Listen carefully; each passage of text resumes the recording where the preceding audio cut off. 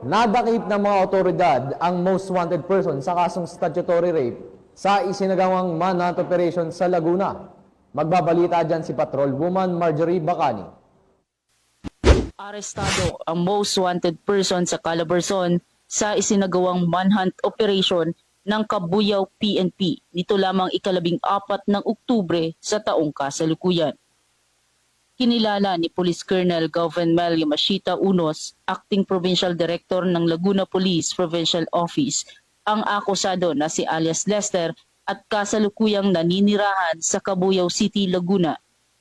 Sa ulat ni Police Lieutenant Colonel Rexfer A. Gawiran, hepe ng Cabuyao Component City Police Station, matapos matukoy ng kanilang warrant personnel ang pinagtataguan ng akusadong si alias Lester, agad silang nagkasa ng manhunt operation laban dito, bandang alas 4:14 ng hapon kahapon, ika-14 ng Oktubre sa taong kasalukuyan, sa Barangay Bigaa, Cabuyao City, Laguna, na nagresulta sa pagkakaaresto ng naturang akusado. Nahaharap sa kasong statutory rape na walang kaukulang piyansa base sa warrant of arrest na inilabas ng Family Court 4th Judicial Region Branch 8, Calamba City, Laguna, na nilagdaan ni Honorable Alvin Bugayong Tancuangco, presiding judge ng nasabing korte.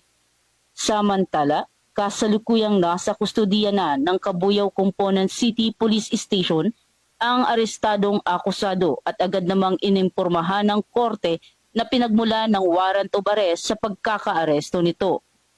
Pinabati ko ang buong kapulisan ng Laguna for a job well done.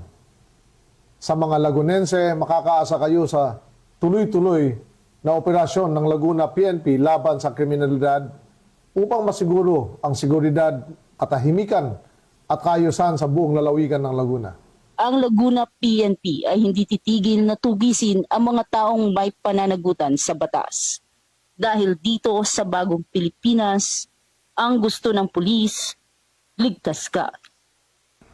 Mula dito sa Calabarzon, ako po ang inyong Police News Network Correspondent, Patrolwoman Marjorie Bacani, alagad ng batas, tagataguyod ng Balitang Pulis.